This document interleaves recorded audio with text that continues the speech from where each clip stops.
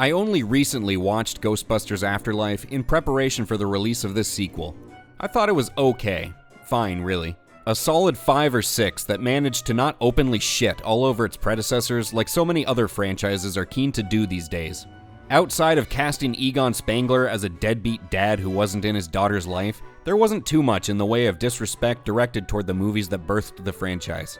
And while I didn't love the new characters or care all that much for the story as a whole, it wasn't a bad movie, which left the sequel in a position to just tighten things up, bring a more intriguing tale to the table, and further incorporate the original cast to deliver a better film the second time around. So, did Ghostbusters Frozen Empire manage to improve on the first film and properly utilize the remaining original cast members? Well, we'll answer those questions and more right after we get in a quick, spoiler-free recap of the film's plot.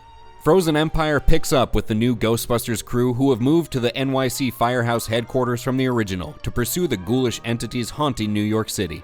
And we don't mean the fentanyl zombies taking dumps and dumping loads on the subway. With the sparse help of the original Ghostbusters and their knowledge and resources, the new crew investigates an ancient entity intent on freezing New York City over and cleaning up the streets. I mean, killing all of humanity. Together they unravel the threads of this historical threat, work around the red tape being wrapped around them by the mayor, and stumble across an ancestor of an ancient warrior sect who may be the key to defeating this risen frozen emperor. While that plot setup may sound intriguing on the surface, the execution left a lot to be desired. As a whole, Frozen Empire just felt uninspired and formulaic. I couldn't help but be bored for a lot of the movie as it just felt like any other movie you'd see these days. The humor was nothing to write home about, and it's a far cry from that of the original. And a lot of that comes down to the new cast of characters that just aren't on par with the likes of Dan Aykroyd, Bill Murray, Ernie Hudson, and Harold Ramis. Now, I won't presume to know the original cast's ability to make time for this film, or if they can even stand the process of filming a feature-length movie anymore. But that being said, they just felt kind of wasted in this movie. After showing up at the very end of the last movie, they were available for the whole plot of this film. Yet Dan Aykroyd is the only one who really feels like part of this movie. Winston shows up here and there to help the plot along, and Bill Murray outshines everyone else the few times he's present. But there were just too many characters in this film to give the original cast time enough to make their mark. And that's probably the most obvious problem with this film. The character bloat is strong with this one. There's simply too many damn characters, and as a result, only one character gets something resembling a real character arc. Everyone else is just a chess piece to move in and out as needed. Almost every scene has a ton of characters popping in and dropping out at a furious pace, making everything feel a bit chaotic and minimizing the individual characters' stories.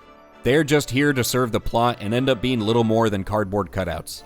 And it's easy to see how we got here. It's a daunting task to keep the new cast front and center, while also incorporating almost the entire former cast into the movie. But Frozen Empire didn't feel up to that task, and the film suffers for it. Lastly, there's a fair bit of fan service in this film, a bit more than there was in the preceding film. Some of it's kinda hokey, but it was okay for the most part.